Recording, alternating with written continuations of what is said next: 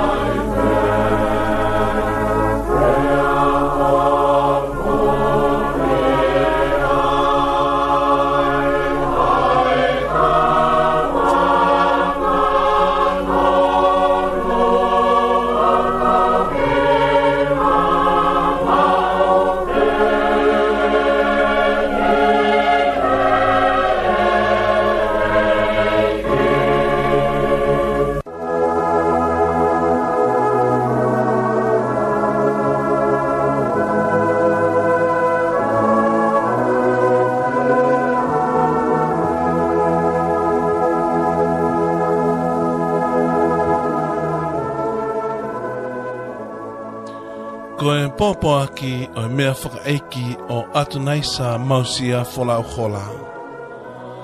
Whakatulau atu me ngai tuunga katoa whawhakatapoa i talamaru e whanua ka e haratu atu hot apisia tu ani.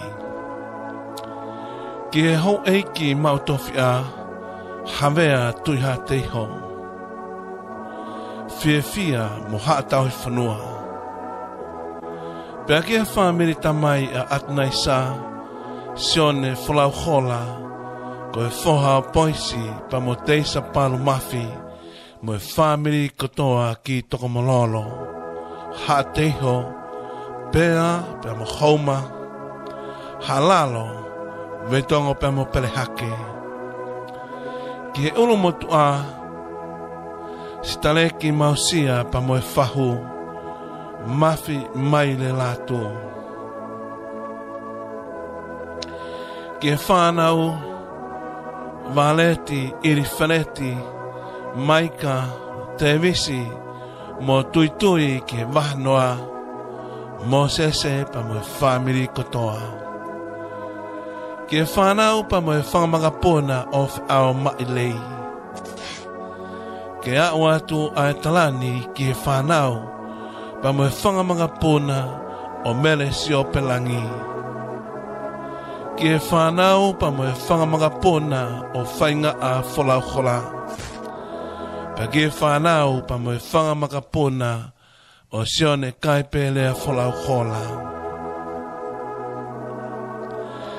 Ki e whanau pa mo e whangamanga pōna o makineti Folau Hola.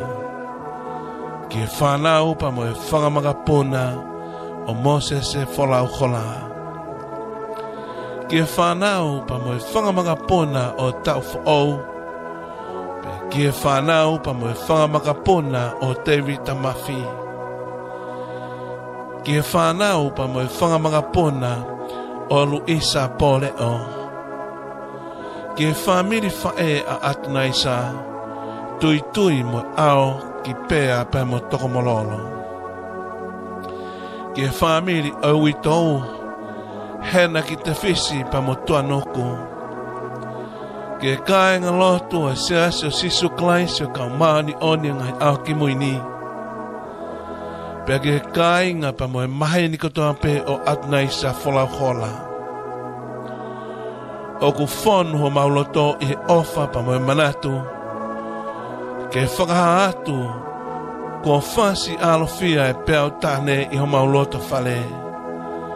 O pakia ai lopa whakamau anga o mau whalala, pa mo mau amanaki. Kai tāli ko awai se mau tamai ko Atunaisa Folau Hola, ki he ui ai taha mai. Pea ko ai taunga ai api ko makamaka, pea te ngihia e whamiri pe mo e maheni. E whai ha whakawhiao tua taha o Atunaisa i he poni, pule lulu valo siulai, ua noa, i he whare mate Vea Memorial Home, e hala Alexandra fika hanga fulu pate au o tala. Pe toki whakaheke heka e ne whalau e pongpong i tua pule lulu i Garden Memorial i Manukau. Whakapapatu e te mani whalau kola. Ko e pōpō aki o e mea whakaeiki o atonai sa mausa whalau kola.